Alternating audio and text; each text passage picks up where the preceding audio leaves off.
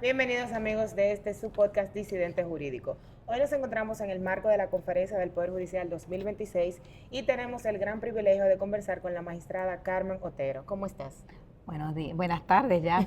Ya, Ya llevamos varios días. Muy bien, muy bien. Siempre contenta de estar aquí en la República Dominicana. Qué bueno.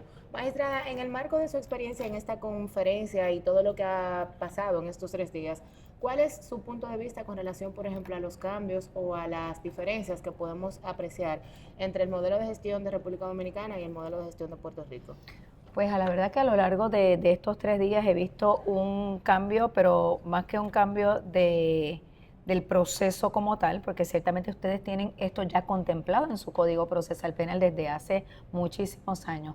Ahora hay esa apertura, y es una apertura real a tratar de llegar a negociaciones dentro de los marcos de la ley, y parecería que todo el componente jurídico está más o menos alineado en cuanto a ello. Así que es un cambio de visión que incluye a muchos de los jugadores, ¿verdad? Y de los actores en los procesos. La verdad es que da gusto, ¿verdad?, ver el intercambio de ideas, y ya estamos hablando un idioma muy similar en cuanto a las negociaciones, sin dejar pasar por alto que los procesos penales no son solamente negociaciones. Ciertamente la negociación es parte del proceso, se busca porque optimiza el nivel de carga judicial y las moras en los procesos penales, pero no podemos pasar por alto que ciertamente también hay procesos que son para entrar a sus méritos y que, ¿verdad?, hay que hacer ese justo balance en cuanto a ello. ¿Considera usted este tipo de actividades como un ejercicio de la democracia en cuanto a la forma en la que los ciudadanos pueden acceder al sistema de justicia, saber cómo funciona y opinar al respecto? Sí, y me parece que pero eso va a depender mucho de lo que hablábamos en un momento dado de la transparencia. Los actores en los diferentes, tanto el Ministerio Público como la defensa, como el magistrado, debe conocer el caso que tiene, las posibilidades que tiene, y podérselas llevar a cada una de las partes y comunicar. Hay que comunicar de manera adecuada, sobre todo las partes actoras en el proceso, que son la defensa y el Ministerio Público. El tribunal básicamente lo que hace es que recibe, pero deben comunicarle adecuadamente de qué trata el asunto, en qué consistiría esa negociación y si están de acuerdo en esa negociación. Luego entonces el tribunal también ser portavoz en la transparencia del proceso y dejarles saber en qué consiste el mismo. Me parece que en la medida en que cada parte pueda comunicar adecuadamente, sin obligar a nadie a nada, pero educando que hay una normalidad en llegar a negociaciones, pero insisto, sin obligar a nadie a que lo haga tampoco. Claro que sí, claro que sí. Nosotros estuvimos, por ejemplo, el jueves verificando parte de la dinámica que se desarrolló y se dio un debate bastante interesante en el sentido de que nosotros aquí para hacer los acuerdos, recuerdo que estábamos en un caso que era como del 2014 y que recién se estaba conociendo ahora en el 2026, y era una cuestionante muy de ustedes de decir, pero ¿por qué ha durado tanto el proceso? Porque según lo que entendía, ya ustedes sí tienen la figura de conocer los procesos en contumacia, o a lo que nosotros llamamos en contumacia. ¿Nos podría explicar un poquito cómo funciona eso para garantizar el plazo que ustedes tienen allá? Sí, y precisamente tal vez por eso es importante que insistamos en que parte de la negociación va dirigida a la eficiencia de los procesos, lo que nos da entonces oportunidad a concentrarnos en cuando los casos que sí, porque ciertamente hay muchas vistas y audiencias que se atienden, le podamos dedicar el tiempo que amerita cada una de esas audiencias o ya juicios en su fondo. Pero ¿qué también nos ayuda en la eficiencia? Que hay términos, hay plazos específicos que hay que cumplir con esos plazos, y entre esos plazos hay un momento en el proceso penal donde la parte imputada de delito queda citada para esa vista. Una vez citado y notificado de que el proceso puede continuar en su ausencia, si no se presenta ese proceso, el mismo continúa aún en ausencia de la parte imputada. Entonces, pues ciertamente eso puede ser una diferencia fundamental, pues con ese caso específicamente que estamos viendo, siempre y cuando haya quedado notificado y haya tenido y tenga un abogado que conozca del proceso, porque si no, entonces ahí sí entraríamos en una violación al debido proceso de ley de ese imputado de delito. Pero pues nos chocó bastante porque era mucho tiempo y parte de lo que queremos como buenas prácticas es la eficiencia en el manejo de los procesos penales, que incluye que no haya un atraso en esos asuntos. Pero tendríamos ventaja entonces nosotros porque tenemos esa figura que ustedes no tienen. Pero un aspecto, por ejemplo, importante y relevante es el tema de los plazos, por ejemplo, que operan tanto a favor como en contra, por así decirlo. Porque, por ejemplo, una vez el imputado es citado, ya a sabiendas de que tiene su obligación debe de comparecer. Correcto. Entonces, lo mismo pasaba porque se daba un debate también muy interesante con relación al plazo que tenía el Ministerio Público Correcto. para presentar su acusación. Entonces, sí es importante y creo que ustedes tienen muy claro y delimitado no solamente los plazos, sino las consecuencias procesales de cada plazo. Y aquí yo creo que nosotros sí estamos un poco en falta porque sí tenemos a nivel normativo, por ejemplo, la extinción del proceso a la duración máxima de 4 años. Y muchas veces pasan los 4 años y se puede visualizar que el proceso realmente no operó por una falta del imputado. Sin embargo, vienen otras cosas que presuntamente justifican el que no se dé extensión. Entonces, como parte de esas buenas prácticas, ¿qué ustedes tuvieron que hacer y cuál fue el marco que los llevó a que esos plazos se garanticen de manera efectiva? Exacto, sean respetados. Bueno, quizás podemos comenzar por el básico, y es que la Constitución de Puerto Rico habla de que la persona no puede estar sumariada, o sea, en espera de juicio, más de 180 días. Así que técnicamente no vamos a tener prisión preventiva de alguien por más de 180 días sin que comience su juicio, y eso es a nivel constitucional. Ya eso tiene ciertamente tiene un peso bien serio en la manera en que vamos a proceder a que ese juicio se pueda atender, obviamente sin garantizando los derechos de todas las partes. Así que partimos de un derecho constitucional, y el derecho constitucional también es un juicio justo y rápido. Aquí ese lo tenemos también, oportuno. Perfecto, pero entonces, ¿con qué nos ayudamos? Porque con el principio solo constitucional nos ayudamos con la regla bueno, ya la Constitución te habla de un término, el término es de 180 días para el sumariado. Sabemos entonces que tenemos que mover ese caso para el comienzo de juicio, lo que quiere decir que tiene que haber pasado la etapa de vista preliminar y la etapa entre diferentes planteamientos que se le pueden estar haciendo al tribunal, como peticiones de suprimir evidencia, de suprimir confesiones, diferentes etapas procesales que van en ese intermedio. Pero entonces nos ayudamos con las reglas de procedimiento criminal, y la regla específica de procedimiento criminal, que es la 64N, le dispone al tribunal términos de 30, 60, 120 días, dependiendo si la persona está sumariada o confinada para las diferentes etapas del proceso. En la medida en que el tribunal trate de mantenerse bastante apegado, ciertamente, como todo en la vida, van a haber momentos donde tienes que tener flexibilidad, pero si te mantienes apegado a lo que dice la regla y las partes conocen la regla y el tribunal en el manejo del caso se asegura que esos plazos se traten de cumplir, probablemente vamos a tener que esa rueda va a seguir corriendo. Aquí hay un punto bastante relevante, que es el que traía a colación la discusión, en el sentido siguiente de que ustedes respetan su marco jurídico, que es el que le valida sus actuaciones. Entonces, el correcto proceder sería que no se individualice el caso que tengo en el momento, porque el resultado con el cual yo puedo sancionar ese caso en específico puede tener una afectación para la generalidad. Entonces, yo queriendo juzgar a una persona en individual, no debo de poner en riesgo a la colectividad, porque la colectividad está subrogada a ese marco jurídico. Entonces, aquí sería la pregunta. Ustedes, dentro de su sistema, el juez, aún siendo flexible, ¿cuál es el papel o la relevancia que tiene ese juez en el tratamiento de ese caso en específico en cuanto a la optimización de ese proceso en su Constitución, en sus leyes madres? Ustedes pueden apartarse o pueden sancionar de manera estricta, porque sabemos que está la vía recursiva, sabemos que pueden haber procesos administrativos, pero no es que el juez quiera hacer determinada sanción, es que está obligado a hacerla de manera correcta. Existe un protocolo, existe un seguimiento, existe alguien que le puede decir, bueno, antes de que llegue tu próxima evaluación, tú hiciste tal cosa en tal caso, ¿qué pasó? Dame una explicación, sin que eso afecte de manera directa al juzgador, a la persona que es juzgada, para no poner en riesgo el sistema. Sí, déjeme comenzar por por el básico, ¿verdad?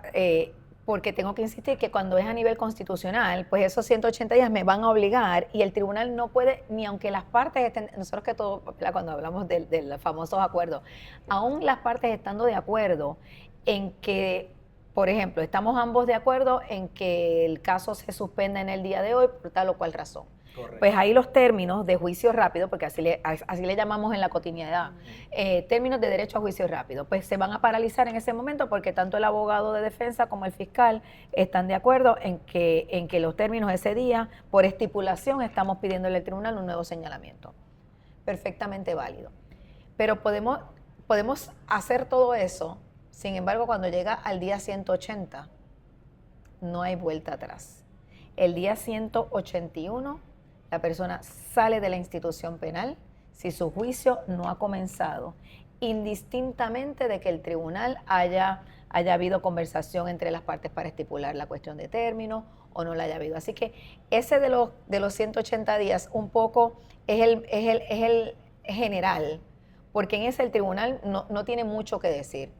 La única excepción, y ahí pues no puedo evitarlo, hay una única excepción, porque los términos constitucionales no se podrían renunciar, excepto en los casos cuando se levanta la procesabilidad.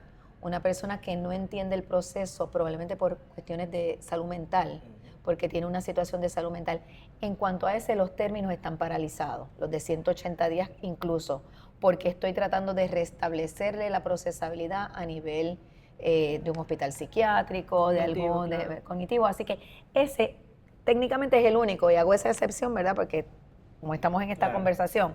Así que tengo el constitucional. Ahora, me hizo una pregunta muy, muy interesante y es la parte de la generalidad con la individual. En la mayoría de los casos, los asuntos tienen sus propias situaciones cada uno. ¿Por qué? Porque los seres humanos y las situaciones van a tener su particularidad cada uno. Entonces tampoco podemos quedarnos en una caja y pensar siempre va a ser de determinada manera, porque siempre tenemos que ajustar, sí, son 60 o 120 días, pero pudiera haber una justa causa. Por dar un ejemplo, un caso donde la víctima de delito está en un estado de embarazo y está en un embarazo de alto riesgo, pudiera ser que no se pueda atender dentro de ese término de 60 o 120 días. ¿Por qué? Pues porque está en un embarazo de alto riesgo y yo no voy a correr con el riesgo de traer a esa persona y que vaya a tener una situación de salud. Pues ahí ya yo individualicé ese caso y ese caso lo voy a individualizar porque hay una situación de peso. Así que, ¿qué nos exige la ley? Bueno, la ley nos exige unos términos, pero pudieran variarse por justa causa y el juez tiene que motivar la razón por la cual está modificando o cambiando o no haciendo determinadas determinaciones por ese caso en particular. Si la regla general es una, y lo que le dije los 180 días, esa no admite diferencia, pero en estos otros el tribunal pudiera individualizar el caso a través de un ejercicio de ponderación. Y cuando va, que no se me ocurre ninguna situación tan específica donde haya un cuestionamiento oficial de por qué usted hizo tal o cual cosa, pudiera pensar que en un caso como ese es razonable que cualquier órgano que estuviera evaluando a ese juez pueda entender la razón por la cual ese caso se manejó de determinada manera. Y lo va a entender porque precisamente yo voy a explicarlo, no solamente para que lo entienda las partes en el caso, sino que eventualmente el que me va a evaluar va a decir, bueno, la jueza en este caso suspendió, pero no porque quería irse de vacaciones, suspendió en el caso porque la víctima de delito que era necesaria para el caso tenía tal cosa. Lo mismo pudiéramos pensar cuando fuera un acusado que tuviera alguna situación, que su abogado está atendiendo otro caso en otras. O sea, pudieran haber varias razones, pues porque la naturaleza misma es así.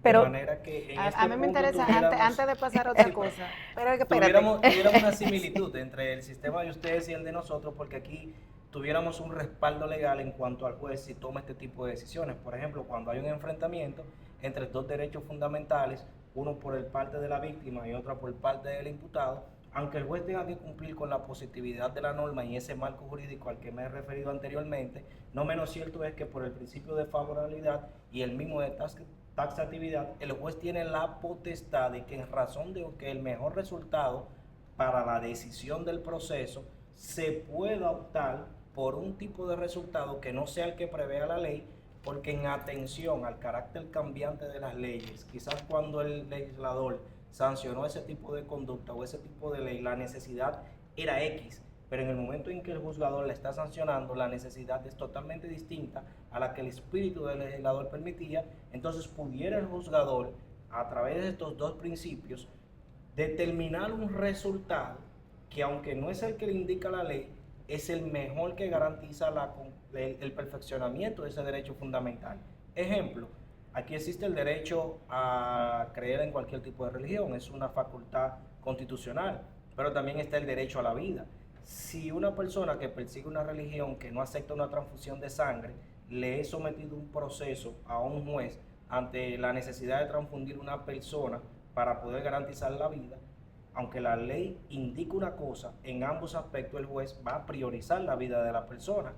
Pues, a futuro para el Estado es más beneficioso yo respetarle la vida de esta persona y no el derecho de religión en el que creen sus padres, lo que no me permitiría transfundirlo. Entonces tomo una decisión de emergencia, autorizo la transfusión y yo como juzgador tengo como defender esa situación a priori. Aquí era el punto de mi pregunta. En el sistema de ustedes entiendo que por el carácter beneficioso de la ley en cuanto al desenvolvimiento de la sociedad, a que haya igualdad entre las partes, ustedes también puedan hacer este tipo de ejercicio tomando en consideración la norma que ustedes poseen.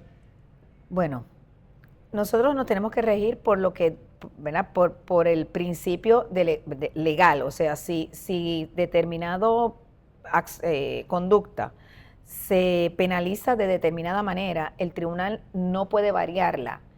Pero si por ejemplo hay un cambio en códigos penales y ese delito dejó de ser delito porque ya el legislador entiende que no es un delito, ahí aplicaría ese principio de favorabilidad.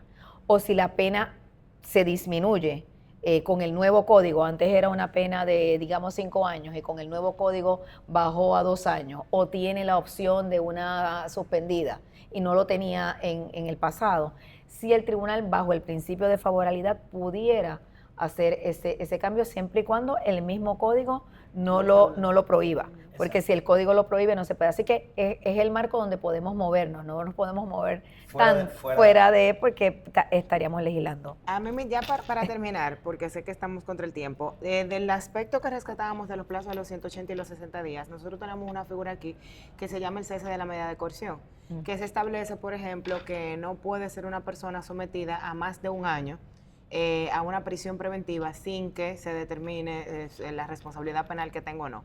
Sin embargo, pese a que está de manera clara en nuestra normativa y tiene principios constitucionales que lo respaldan, muchas veces, en la mayoría de ocasiones, el tribunal por cualquier cosa te dice, no, lo que pasa es que estamos en un caso grave, que no sé qué, no sé cuánto, y usualmente no se da ese cese. Por lo tanto, nosotros tenemos, contrario a su sistema, situaciones en las cuales un imputado se puede pasar 2 o 3 años privado de su libertad sin que siquiera se le conozca todavía el juicio de fondo para determinar o no su responsabilidad. Entonces, uno esto con una situación que a mí siempre me ha preocupado y me interesaría saber su parecer con relación al populismo penal. Ahora mismo, las redes sociales, este tipo de actividades, esta información que está a granel por doquier, está haciendo de una u otra manera como que la gente se involucre mucho en el quehacer jurídico, pero que se involucre no solamente para tratar de comprenderlo, sino para emitir opiniones. Si tú lo ves, que el juez debió de fallar de tal manera, que el fiscal no debió de hacer eso, que el abogado esto. Yo nunca he visto que a un doctor le estén corrigiendo cómo usa el bisturí, ni cómo hace, ni qué receta, ni qué no. Y con nosotros, porque de una u otra manera ha habido una permisividad, como que estamos teniendo demasiado juicios en paralelo, tanto a nivel mediático y de una manera u otra influye lo que pasa en los salones de audiencia. ¿Cuál es su opinión al respecto y qué consejo final nos daría para ya dejarla, que sé que se tiene que ir, con relación a este tema que nos preocupa bastante? Nosotros tenemos también el juicio paralelo y a mí me parece que eso existe, pudiéramos decir que en muchos países, no me atrevo a decir que en todo el mundo, pero en muchos países me parece que el asunto legal es como llama la atención, Sí. llama la atención, a la gente le gusta comentar, a la gente le gusta Opinar. decir, opinar, y probablemente es porque va a lo que le pasa en el día a día, probablemente a personas muy cercanas, así que se sienten identificados, quizás con el bisturí no se atreven porque, bueno, porque es algo de lo que yo no sé y de momento, y es algo, ¿verdad?, tan técnico que probablemente alguien no tenga como que no se sienta tan cómodo opinando y diciendo, a diferencia del otro que la gente de alguna manera piensa, bueno, yo puedo, yo creo que yo puedo, yo creo que yo puedo opinar aquí. No, es una realidad y las cosas, ¿verdad? Me parece que lo importante, distinto de combatirlo, es educar. A mí me parece que estos espacios son importantes y esto que ustedes hacen, o sea, lo que se hace a nivel de educar y que la gente tarde o temprano va entendiendo que no se están haciendo cosas en cuartos oscuros, no se están haciendo cosas por debajo de la mesa. Hay igualdad para todo el mundo, porque la diferencia pudiera ser que yo le aplique ese plazo a determinadas personas y a otras no, ¿verdad? Entonces, en la medida en que las cosas sean similar para todo el mundo, pues siempre van a haber opiniones, siempre va a haber alguien que critique una cosa o que diga la otra, pero en la medida en que eduquemos y digamos, es que esto es así, y es así producto de determinada ley, de determinado marco normativo que nos rige. Y me parece que entonces pues la gente va a seguir opinando, pero poco a poco van a entender, mira, no es que se está haciendo nada distinto de lo que la propia ley permite. Y me permito con esto de los 180 días y de los 6 meses que a nosotros todavía nos cuesta. Fíjese que en Puerto Rico, no sé si recuerdan, con el huracán María, Puerto Rico quedó devastado y había muchos tribunales que no estaban en funciones y empezamos una operación muy rápida, muy a tiempo, pero igual había muchos casos que se seguían reseñalando porque muchas personas simple y sencillamente no podían ir al tribunal. Eso en cualquier escenario pudiera decirse que era una justa causa de por qué esa persona estaba sumariada por más de 6 meses, porque es que el país estaba inoperante. Claro. Sin embargo, el Tribunal Supremo se expresó y dijo que esa era tan importante porque era a nivel constitucional, que aún con el huracán María, los 180 días debían respetarse. Y se mantuvo mediante jurisprudencia. Recuerden que nosotros, ¿verdad?, la jurisprudencia del Tribunal Supremo nos obliga. Es vinculante. Claro. Es vinculante para nosotros. Nos dijo, no, puede haber venido el huracán María y aún así esta persona, pero eso entonces nos da la pauta a seguir y no es que en este caso sí o para este así o este no. Y entonces a mí me parece que en la medida en que seamos transparentes, eduquemos, le digamos a las personas en qué consiste el derecho, pues será una cuestión de tiempo que poco a poco mucho más fácil de desmenuzar. Sí. Señores, pues si por nosotros fuera, nos quedáramos aquí 2 horas, pero lamentablemente el tiempo apremia. Muchísimas gracias por su conocimiento y por compartir con nosotros este Gracias espacio. a ustedes. Yo siempre termino diciendo o comienzo diciendo que mis opiniones son las mías, Exacto, no claro. las del Poder Judicial de Puerto Rico, pero siempre agradecida. Pero en el caso de vinculante también con el Tribunal Constitucional, la opinión que usted ha dado es totalmente de derecho, así que solamente una persona irracional estaría en contra de ella. Así que ha sido un gusto. Gracias.